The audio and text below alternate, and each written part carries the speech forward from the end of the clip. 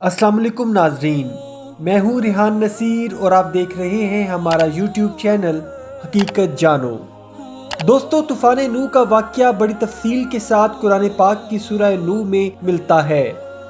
ویسے تو قرآن پاک اور احادیث مبارکہ میں انبیاء کرام کی کوئی ترتیب نہیں ملتی، لیکن کہا جاتا ہے کہ آدم علیہ السلام کے بعد حضرت شیث علیہ السلام آئے اور ان کے بعد ادریس علیہ السلام اور ان کے بعد حضرت نوح علیہ السلام کو اللہ تعالیٰ نے انسانیت کے لیے پہلا رسول بنا کر بھیجا۔ اللہ تعالیٰ نے قرآن پاک میں واقعہ نوح 43 بار ذکر کیا ہے، اور ان کی خصوصیت یہ بھی ہے کہ دنیا کی ہر مذہب کی کتاب میں حضرت نوح علیہ السلام کا تذکرہ ملتا ہے۔ دوستو، آج کی اس ویڈیو میں ہم آپ کو طوفان نوح اور قوم نوح کے غرق ہونے کی مکمل تفصیل قرآن کریم کے حوالہ جات کے ساتھ بتائیں گے، لیکن اس سے پہلے اگر آپ نے ہمارے چینل حقیقت جانو کو سبسکرائب نہیں کیا تو براہ کرم سبسکرائب ضرور کر لیجئے گا، اور ساتھ ہی ساتھ بیل کے نشان کو بھی دبا دیں تاکہ ایسی ہی حقیقت سے بھری ویڈیوز کا نوٹیفیکیشن آپ کو ملتا رہے۔ دوستو، حضرت نوح علیہ السلام کو اللہ تعالیٰ نے انسانیت کے لیے پہلا رسول بنا کر بھیجا، لیکن ان پر کون سی کتاب نازل کی گئی، اس کی تفصیل ہمیں نہ تو قرآن کریم اور نہ ہی دوسری الہامی کتابوں میں ملتی ہے۔ دوستو، حضرت آدم علیہ السلام کے بعد حضرت شیث علیہ السلام، ان کے بعد حضرت ادریس علیہ السلام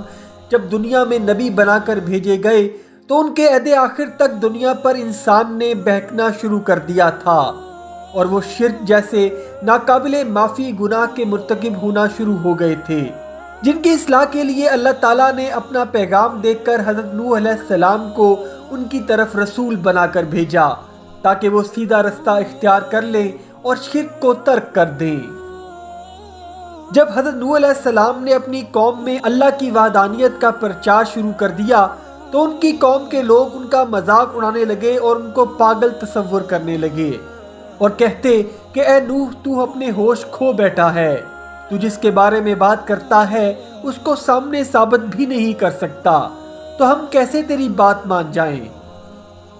حضرت نوح علیہ السلام نے اللہ کے حکم سے اللہ کا پیغام پہنچانے میں ہمت نہ ہاری، اور 950 سال تک حضرت نوح علیہ السلام اپنی قوم کو سیدھے راستے پر لانے کے لیے ترغیب دیتے رہے۔ لیکن اس عرصہ میں حضرت نوح علیہ السلام کی ایک زوجہ، جن سے ان کے 3 بیٹے حام، شام اور یافس اہل ایمان ہوئے، اور ان کے ساتھ باقی ایسے لوگ تھے جو کچھ نہ کرنے کے قابل تھے اور شہر میں ان کی کوئی اہمیت نہ تھی۔ کہا جاتا ہے کہ کل 80 افراد تھے جو حضرت نوح علیہ السلام پر ایمان لائے اور آپ کی کشتی میں سوار ہوئے۔ حضرت نوح علیہ السلام کی مسلسل تبلیغ کے باوجود جب قوم نوح ایمان نہ لائی تو اللہ تعالیٰ نے حضرت نوح علیہ السلام پر وحی نازل کی اور فرمایا، اور وحی کر دیا گیا نوح کی جانب کہ اب کوئی اور شخص ایمان نہیں لائے گا تمہاری قوم میں سے سوائے اس کے جو ایمان لا چکے، تو اب وہ جو کچھ کر رہے ہیں تو اس پر اے نوح تو غمگین مت ہو۔ اور پھر اللہ تعالیٰ نے حضرت نوح علیہ السلام کو ایک کشتی بنانے کا حکم دیا کہ جیسا کہ قرآن کریم میں اللہ تعالیٰ نے فرمایا، اور اب آپ کشتی تیار کیجئے ہماری نگاہوں کے سامنے، اور دیکھنا جو ظالم ہیں ان کے بارے میں مجھ سے سوال نہ کرنا، اب یہ سب کے سب غرق کر دیے جائیں گے۔ دوستو، کتابوں میں یہ ذکر بھی ملتا ہے کہ آیات مبارکہ میں جہاں ہماری نگاہوں کے سامنے کے الفاظ آئے ہیں، اس کا مطلب یہ ہے کہ اللہ تعالیٰ نے وحی کے ذریعے حضرت نوح علیہ السلام کو کشتی بنانے کی تعلیم دی، اور جیسا اللہ سبحانہ و تعالیٰ چاہتے تھے ویسے ہی حضرت نوح علیہ السلام سے کشتی بنوائی گئی، اور حضرت نوح علیہ السلام نے اس کشتی کی لکڑی کے لیے ساگوان کے پودے لگائے جو 100 برس تک بھرپور لکڑی کے ساتھ تیار ہو گئے، جس کو آپ نے اللہ تعالیٰ کے حکم سے استعمال میں لا کر ایک کشتی تیار کی۔ حضرت نوح علیہ السلام جہاں کشتی تیار کر رہے تھے وہاں سے دور دور تک سمندر کا نام و نشان نہ تھا، اور پہاڑ ہی پہاڑ تھے۔ جب آپ نے کشتی بنانے کا عمل شروع کیا تو کشتی کی بناوٹ میں آپ پر ایمان لائے 80 لوگوں نے بھی آپ کا ساتھ دیا۔ اس دوران جب قبیلے کے لوگ اور سردار وہاں سے گزرتے تو حضرت نوح علیہ السلام پر فکرے کستے اور ان کو پاگل کہہ کر ہنستے تھے، اور کہتے تھے کہ نوح تو واقعی پاگل ہو چکا ہے، یہاں سمندر اور پانی کا نام و نشان تک نہیں، تو اس کشتی کو کہاں چلائے گا؟ تو حضرت نوح علیہ السلام ان کو جواب دیتے کہ عنقریب جب اللہ کا عذاب آن پہنچے گا تو آپ سب مشرکین کو غرق کر دے گا، تب ہم اہل ایمان لوگ تم لوگوں پر ایسے ہی ہنسیں گے جیسے آج تم ہم پر ہنس رہے ہو۔ دوستو، اللہ سبحانہ وتعالیٰ نے حضرت نوح علیہ السلام کو طوفان کی نشانیوں سے آگاہ کر کے یہ حکم دیا کہ ان کے گھر کے آگے تنور جب پانی اگلنا شروع کر دے گا تو اپنے اہل و عیال جو ایمان لائے اور دوسرے اہل ایمان لوگوں کے ساتھ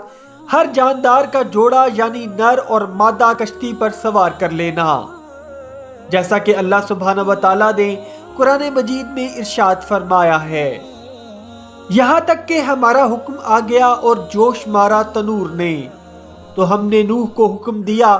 کہ اے نوح اپنی اس کشتی میں تمام حیوانات کا ایک ایک جوڑا نر اور مادہ سوار کرو،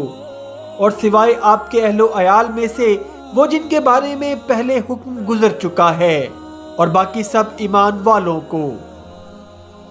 دوستو، زمین پانی اگلنے لگی اور آسمان سے بھی طوفانی بارش برسنے لگی، اور مسلسل 40 روز تک پانی پوری شدت کے ساتھ زمین پر پھیلنا شروع ہو گیا۔ حضرت نوح علیہ السلام نے حکم خداوندی پر عمل کرتے ہوئے کشتی کے 3 حصوں میں سب سے نچلے حصہ میں درندے اور پرندے وغیرہ سوار کیے، اس سے اوپر والی منزل میں چوپائے جانور، اور سب سے اوپر والی منزل میں انسان جو ذکر میں آتا ہے کہ 80 افراد سوار ہوئے، اور پھر کشتی اللہ کے حکم سے پانی کی موجوں پر کئی ماہ تک تیرتی رہی۔ دوستو، حضرت نوح علیہ السلام کے خاندان میں سے ان کی ایک بیوی اور ان کا ایک بیٹا یام مشرک ٹھہرے اور وہ کشتی میں سوار نہ ہوئے۔ یام پانی سے بچ کر ایک پہاڑ کی چوٹی پر چڑھ گیا، اور جب حضرت نوح علیہ السلام کی کشتی اس کے پاس سے گزری تو حضرت نوح علیہ السلام نے اپنے بیٹے یام، جس کا نام کتابوں میں کنعان بھی آیا ہے، کو آخری دعوت حق دی کہ میرے بیٹے اللہ پر ایمان لے آؤ اور مشرکوں کے ساتھ نہ شامل ہو۔ تو یام نے حضرت نوح علیہ السلام کو جواب دیا کہ نہیں، میں پہاڑ کی بلندی پر ہوں اور یہ مجھے بچا لے گا۔ اسی لمحے پہاڑ جتنی پانی کی موج اٹھی اور یام کو غرق کر دیا، جس پر حضرت نوح علیہ السلام بہت رنجیدہ ہوئے اور انہوں نے اللہ سے سوال کیا کہ اے اللہ، وہ تو میری نسل میں سے تھا۔ تو اللہ نے حضرت نوح علیہ السلام کو جواب دیتے ہوئے فرمایا، اے نوح، وہ تمہارے اہل میں سے نہیں تھا، اس کے اعمال غیر صالح ہیں، تو ہم سے ان چیزوں کے بارے میں سوال نہ کر جس کے بارے میں تمہارے پاس کچھ علم نہیں۔ دوستو، جب قوم نوح اپنے اعمال کے ساتھ پانی میں غرق ہو گئی تو اللہ تعالیٰ نے زمین و آسمان پر طوفان کو ختم کر دیا، جیسا کہ قرآن مجید میں اللہ سبحانہ وتعالیٰ فرماتے ہیں، اور کہہ دیا گیا اے زمین پانی کو اپنے اندر نگل جا، اور آسمان تو بھی تھم جا، اور پانی خشک کر دیا گیا اور فیصلہ چکا دیا گیا، اور وہ کشتی جودی پہاڑ کے اوپر جا کر ٹھہری۔ دوستو، حضرت نوح علیہ السلام کی کشتی اللہ کے حکم سے کوہ ارارات کی چوٹی یعنی کوہ جودی پر جا کر ٹھہر گئی، اور اللہ کے حکم سے سارا پانی خشک ہو گیا، اور پھر اللہ تعالیٰ نے حضرت نوح علیہ السلام کو حکم دیا کہ اپنی کشتی سے اترو، اور پھر اللہ تعالیٰ نے حضرت نوح علیہ السلام کی اولاد میں برکت عطا فرمائی، اور حضرت نوح علیہ السلام کی اولاد نسل در نسل پوری دنیا میں پھیل گئی، جن میں اولاد حام، شام اور یافس شامل ہیں، اور اسی لیے حضرت نوح علیہ السلام کو آدم ثانی بھی کہا جاتا ہے۔ دوستو، قرآن پاک میں اللہ تعالیٰ نے حضرت نوح علیہ السلام کی کشتی کو قائم رکھنے کا وعدہ کیا ہے، جیسا کہ قرآن پاک میں آتا ہے، ہم اسے برقرار رکھیں گے جو آنے والے لوگوں کے لیے نشانی بن کر ظاہر ہوگی۔ تو اسی تناظر میں کچھ عرصہ قبل ترکی اور روس کی سرحد کے پہاڑی سلسلے میں کچھ پائلٹس نے ایک کشتی نما چیز کی نشاندہی کی ہے، جس کی کچھ تصاویر بھی وائرل ہوئی، لیکن اس بارے میں ابھی مصدقہ کوئی تحقیق سامنے نہیں آ سکی۔ امید کرتا ہوں دوستو آج کی ویڈیو آپ کو پسند آئی ہوگی۔ اگر ویڈیو پسند آئی ہے تو ویڈیو کو لائک، شیئر اور کمنٹ سیکشن میں اپنی رائے کا اظہار ضرور کر دیجیے گا، اور جاتے جاتے چینل کو سبسکرائب کر کے ہماری حوصلہ افزائی بھی کر دیجیے۔ اپنا اور اپنے گھر والوں کا بہت سا خیال رکھیے گا۔ وما علینا الا البلاغ المبین۔